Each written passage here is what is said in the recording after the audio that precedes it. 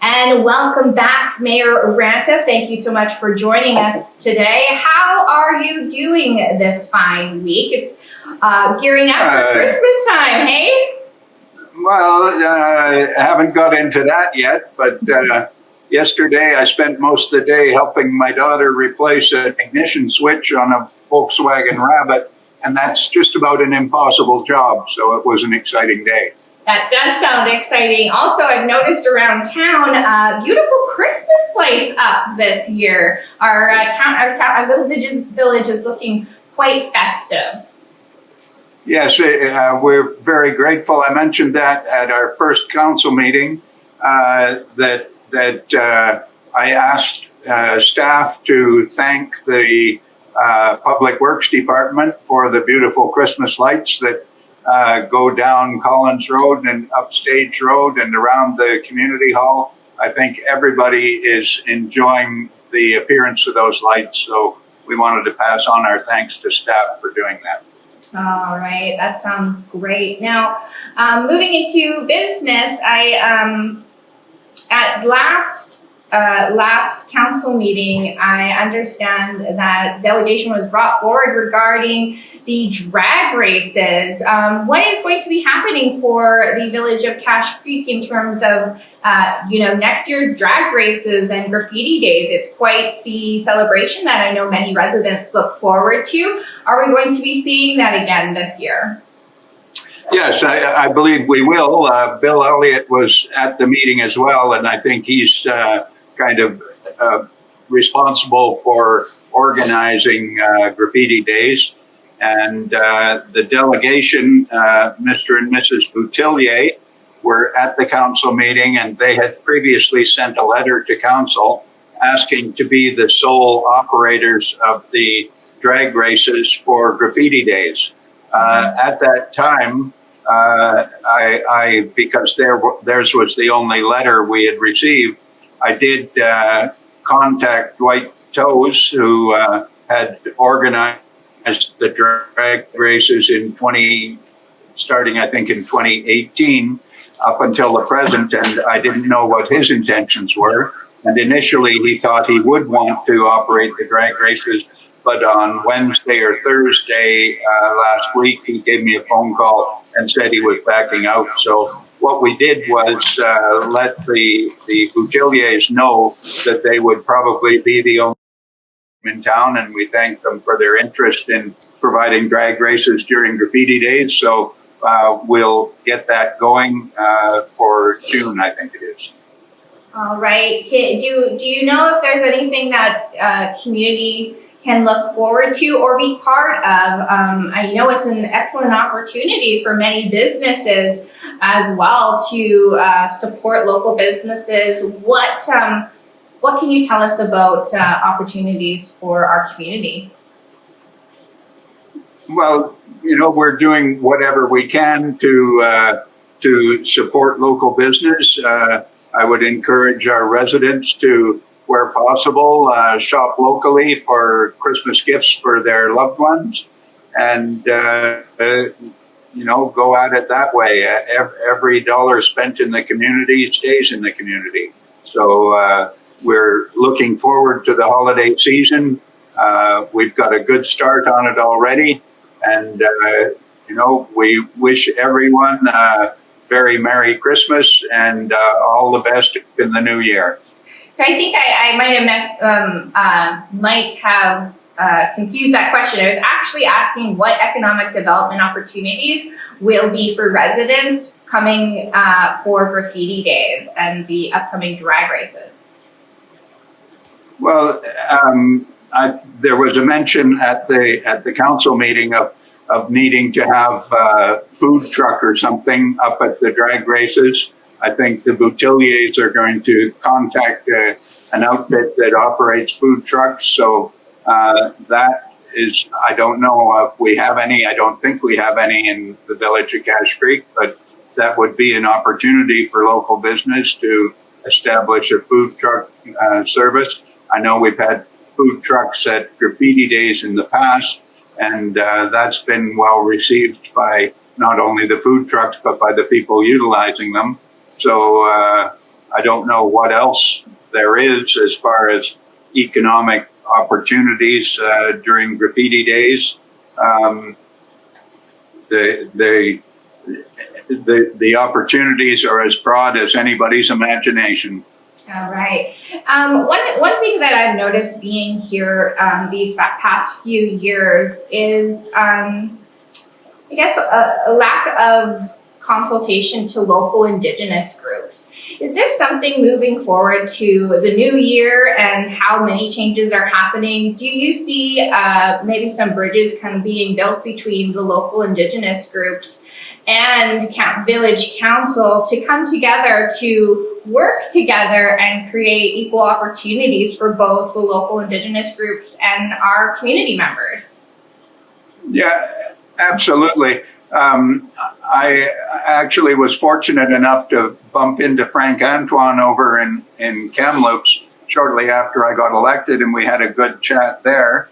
And as well, he came to the opening of the new Eco Depot and spoke at that. And I know Frank well, and we are looking forward to working together. Greg Plain, I haven't seen him since I got elected, but got along with him well in the past, and I'm optimistic we'll be able to work together for our mutual benefit going forward. So, I don't know, Skeetchison is perhaps a little further away, but we're happy to work with First Nations. And one of the things I mentioned to Frank Antoine was the possibility of resurrecting the Cache Creek Golf Course, which I think everyone would appreciate if we could get that going. And I know Frank is an avid golfer, so he was quite interested in that idea, and we'll see what happens down the road. Yeah, that would be amazing to get a golf course up and running. I have a cousin who's a golf pro, or her husband's a golf pro, so I'll be sure to let them know. Encourage more people to move here. So what are the biggest topics on the agenda for Village Council? What will we be looking at working on moving forward into our new year? Well, there's a variety of issues that have come up. Some of them are closed meeting issues, and some are not. One thing that happened at the last council meeting was a motion to replace, I think it's 90 street lights with LED lights, which saves power, and they're actually brighter even though they use less power. And I think the total cost for the 90 lights is something like $54,000, if I remember correctly. So it's a big investment, but it makes the village look better and enhances the safety for people that are walking in the evenings. When we talk about the financials for our community, are we in a place to be able to spend money on LED lights? I beg your pardon? When we look at our budget, our financial budget for the village, are we in a place where we can look at purchasing LED lights? We passed that resolution at the last meeting, so yes, we are. All right. So can you tell us a little bit about the financials? Are we going to be looking at higher taxes? Do you know anything like that yet?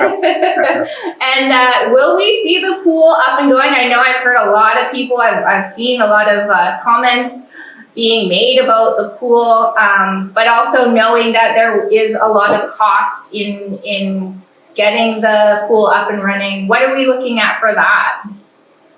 Well, it's the goal of council to move forward with investigating through a consultant what it would take to get the pool up and running. We don't have a preliminary cost estimate, but I'm sure consultants would be able to let us know what's required in order to get the pool going again. And what we've consistently said is we'd like to see the pool operating starting the long weekend of May 2023. So if we can do that, we will. but it's subject to the results of an investigation by independent consultants. All right. Now, I understand that in the previous years, while you were mayor, the pool had not had a fee to go into the pool. I would imagine that there would be a lot of revenue opportunity if we charge people to be able to use that pool. Would that be an opportunity for our community to gain some funding? Well, I think a lot of people probably mistakenly think that that's a revenue opportunity. But at the time the pool was operating and charging, I think it was $2.25 to go to the pool, the total revenue generated in a year of, well, it goes from May to September, was in the neighborhood of $5,000. The cost of operating the pool is over $100,000. So having somebody sitting in the kiosk collecting $2.25 from each person that goes in was simply false economy. Plus the fact that when you went to the pool back in the days where we were charging, you go in there and you see kids with their fingers in the chain link fence, looking longingly at the pool and wishing they could go, but they didn't have the money to be able to attend the pool. So we decided to make it free, and that enhances business opportunities for the motels in Cache Creek. They can say, oh, you can go have a swim. The pool is free to go swimming. I'm not particularly in favor of putting a fee on, especially in light of the fact that it doesn't generate enough revenue to make a difference to the overall budget. Oh, okay. I know that the Ashcroft pool charges every summer season, and that seems to be working out for them. Is there a difference between the two pools? Well, you know, Ashcroft is their own entity and they can do what they wish. Maybe if the Cache Creek pool opens and it's free, maybe we'll get more people traveling from Ashcroft to Cache Creek. All right. And so we did talk a little bit about taxes. Where are we at with our financials? I know that's often a tough question to ask, but it's a question that I'm sure a lot of our residents want to know. What can you tell us?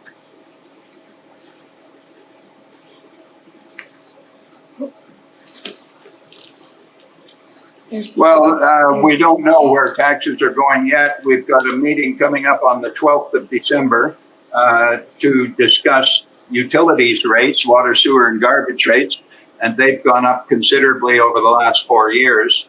I would like to see us turn the corner on that and either hold them level or drop them a little bit. I guess my goal would be to reduce the cost of utilities going forward. And same thing with taxes. The taxes have gone up quite a bit over the last 4 years. And I mentioned during the campaign that I would do whatever I could do within my power to see us turn the corner on that and start reducing taxes rate in the Thompson-Nicola Regional District. And our residential tax rate was less than half of what Ashcroft was charging, in spite of the fact that our pool was open and free.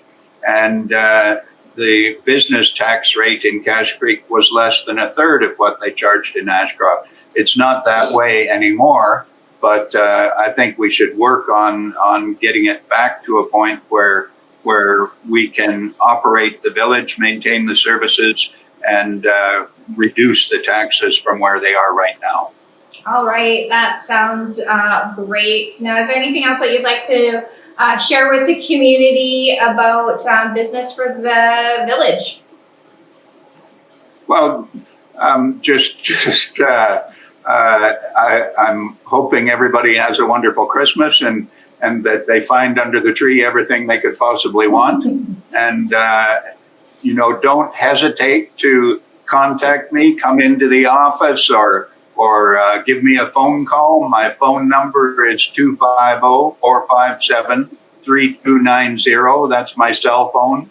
So if you phone me, if I can't answer, just leave a message and I'll get back to you. So, you know, communication is key. and we want to improve the communication between the council and residents. So please do contact us, myself, or one of the other council members if you have thoughts or ideas or concerns about what's happening in the village of Cache Creek. All right, and now don't bother anybody at the village office on December 10th because you guys are getting a Christmas lunch, I understand. We're getting a what? A Christmas lunch. Oh, Christmas lunch. Oh, yeah. Yeah. Well, that's wonderful. I hope you guys, what? A Christmas lunch for all the hard work that your village does. I think it's a great opportunity for you guys to be able to celebrate. Yeah, I do as well. It's great. December the 10th, you say? I think That's so. Saturday. I thought it was December the 14th. I must have heard wrong. I think the lunch is on probably the 14th. And as I mentioned at the last council meeting, I have to be in Kamloops on that day, so it's unfortunate. I'm going to go hungry. Oh, all right. And also the new schedule has been set for Village. Is that going to be posted soon? Well, I hope so. You mean for the council meetings? For Village Council meetings, yeah. Yes, I'm sure it will be, yes. All right. That sounds great. We'll have a wonderful Christmas and a happy new year. Yeah, same to you. All the best. And to all your viewers as well. All right. I think we are done.